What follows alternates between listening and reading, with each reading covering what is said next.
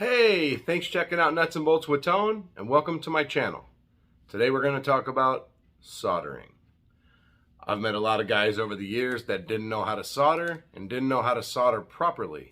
And or maybe you don't know about some of the tools to use when you do solder to make things easier. And I'll show you some tips and tricks.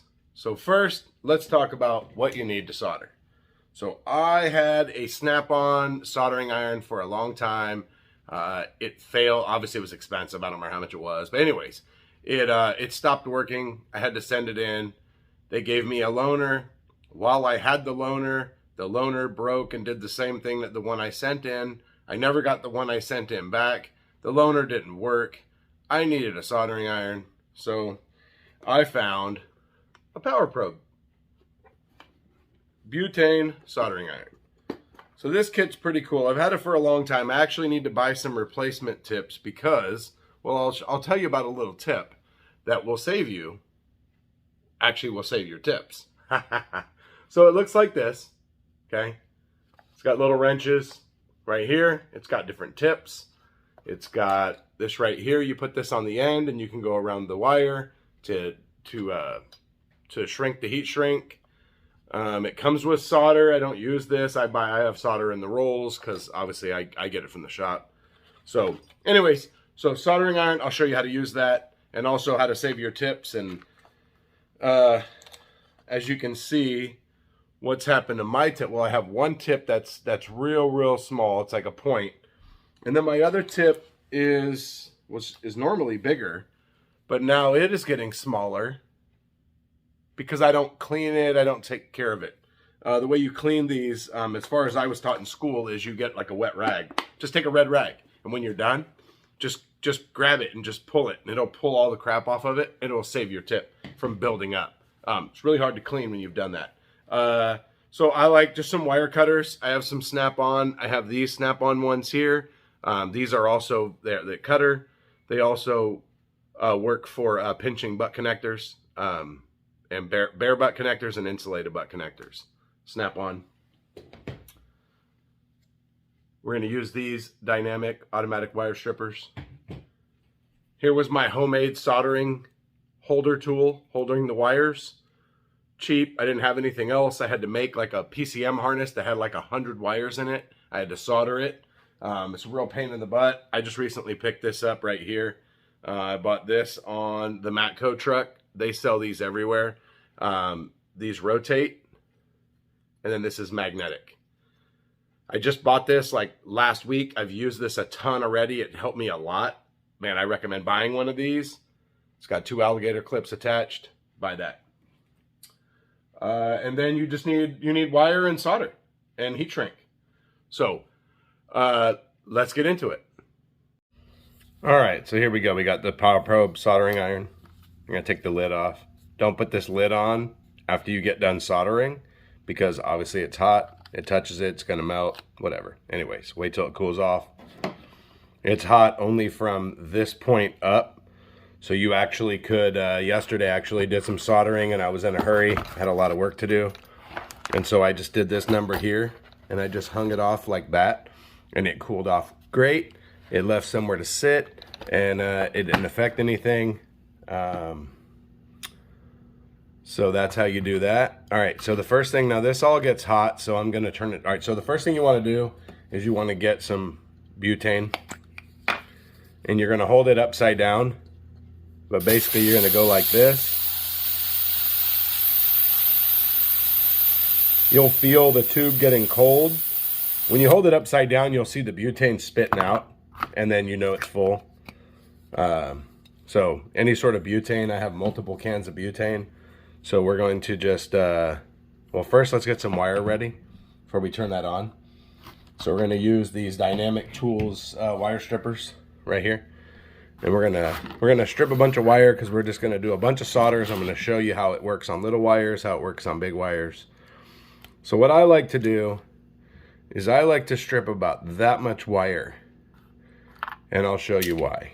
You wanna have a good, you can strip, the key to soldering is, the first key is the actual soldering itself. But the other key is how you connect the wires. There's many ways to do it. There's the way I was taught in school, which I'll show you. I found that to be very difficult to actually work. We're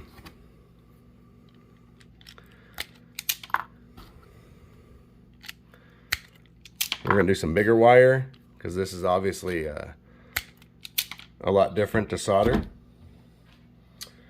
We're going to use this, and let me find something metal to set this on. Right there, look at that. That's perfect.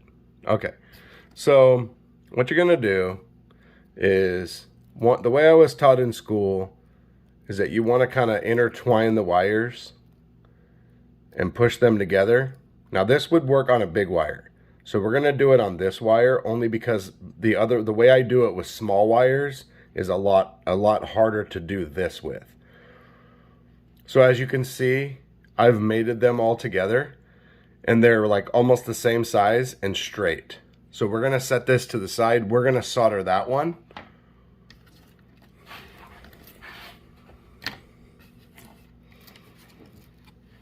The way I like to do this to get a good solder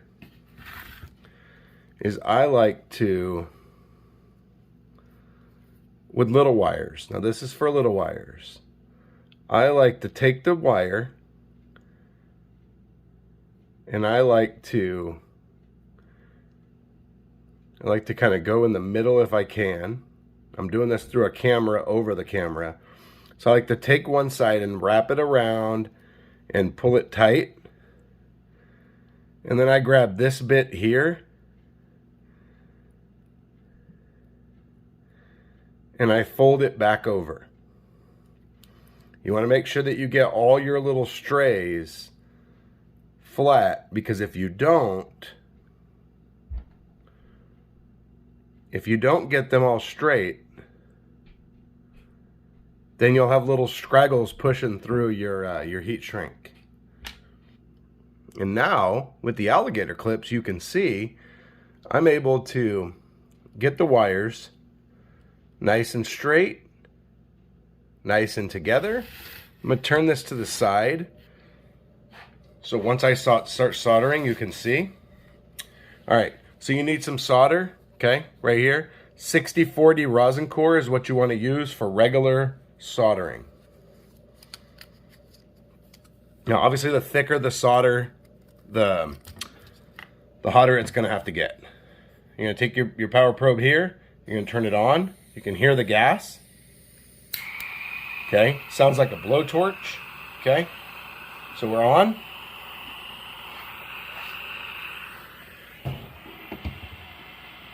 All right. While that warms up, we also need a heat shrink. Multiple different sizes of heat shrink here.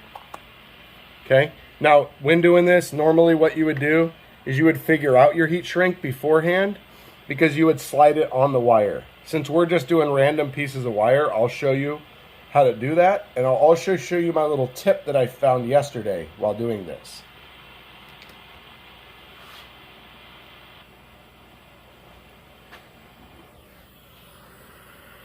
So if you want to make sure you know it's on, this power probe specifically, right in that little hole, right there, you can see it's glowing red hot.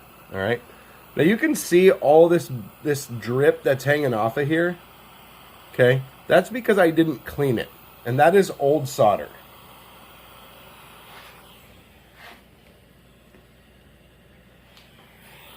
Now, like I said, don't do as I do. Do as I tell you to do, because at work I don't necessarily have the time to do everything the way you should do it. It's my tools, so obviously I pay for it. So we're just trying to clean off some of this old solder.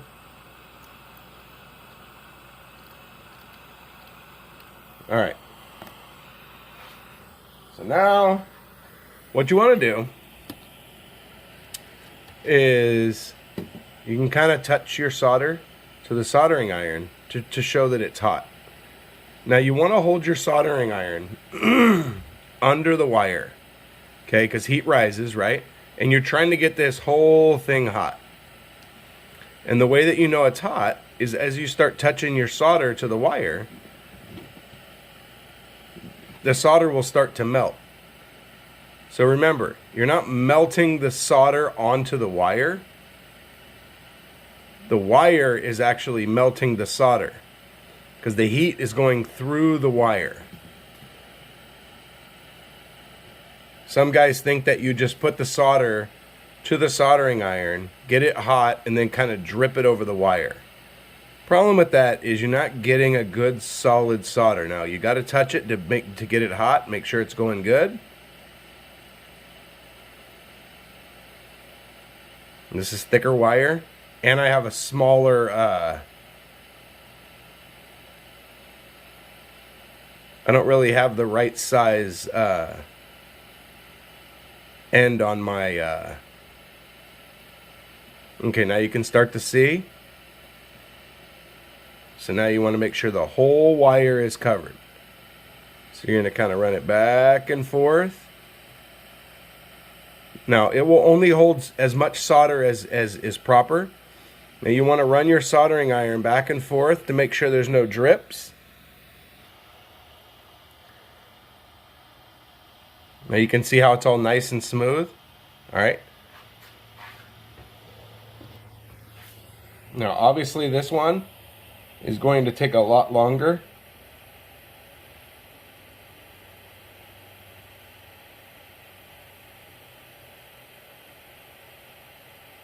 Now the way you can get it hotter on a bigger wire like this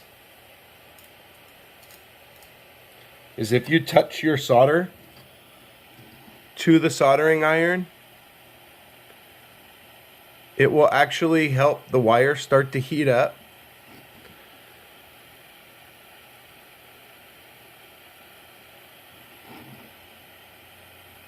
Alright, see that? It's much quicker. So look at that. The solder is already going through the wire. Now this is awesome with this big wire because you can really see it melting through the wire. Now the other thing that you don't want to do when you solder is you do not want to leave the iron on the wire too long because the wire will start to melt. So now when I do a little wire, so now here's another trick I was going to show you. Now while you're soldering, okay, I'm not sure if that's the right size. Let's, we're going to go back to this wire.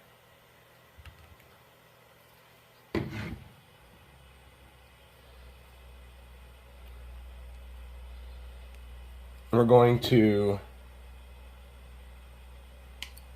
see if this is the right size heat shrink. I'm not sure if it is or not. So we're going to take this heat shrink. Let's see. I don't think I brought the right size for this. Okay, yeah, all right. Nope. Once I soldered it, it was too big. So this is the wrong size, but I'm going to show you how to do this, the little tip. All right, so while you're holding it, and if you don't have time to transfer your tip of your gun, of your soldering iron, this little red hot hole right here, that actually works really well for melting heat shrink.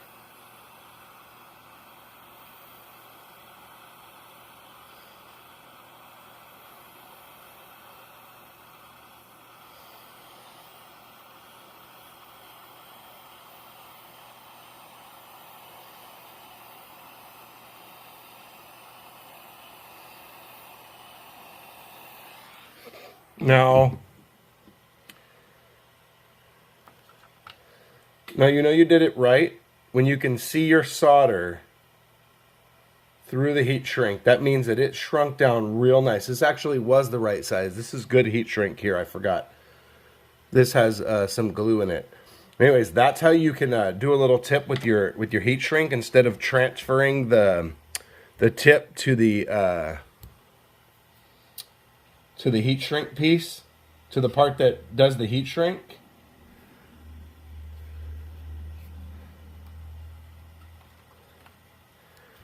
Is you use that little piece from the you use that little hole. Let's try this with a bigger piece. All right, ready? We're gonna go with the red part there.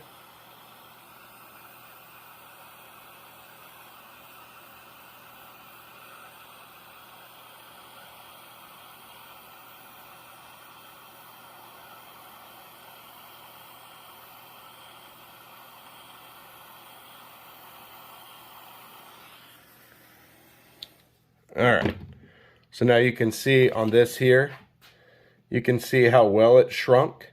Also, if you have good heat shrink, it'll shrink all the way down to the wire. If you have really bad heat shrink, it won't, and it will flare up at the ends, and it will dissipate. The purpose of the heat shrink is to keep moisture out. So there's our examples there, and there. All right, so I hope you enjoyed this video about soldering, the different types of tools to use for soldering, the things that make life easier, how to do heat shrink, also the little tip on using the little hole, the heat hole for doing the heat shrink. That's actually much more efficient if you wait and you use the little wrenches and you break the top open and you change the fitting, and then you put that little piece on there to go and you heat up the wire.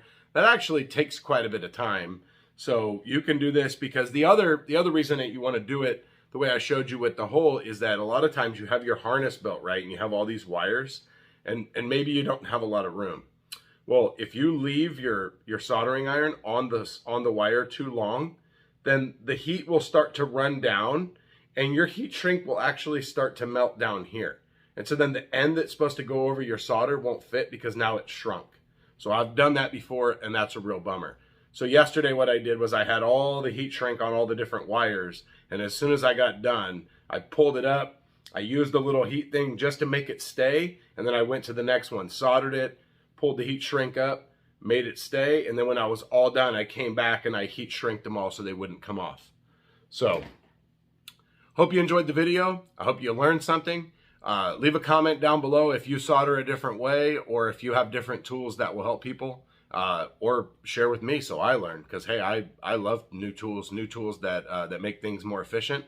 The little alligator clips, I mean, I just got that and I've been doing this for a long time. So thank you for watching. Hit that like button, hit that subscribe button, and hit the bell. You get notified of all my future content. And also check me out on Instagram at Nuts and Bolts with Tone for the daily life as a mechanic. I'll show you all the tools I use, cars I'm working on, and also check me out on TikTok. Thanks for watching. We'll see you next time.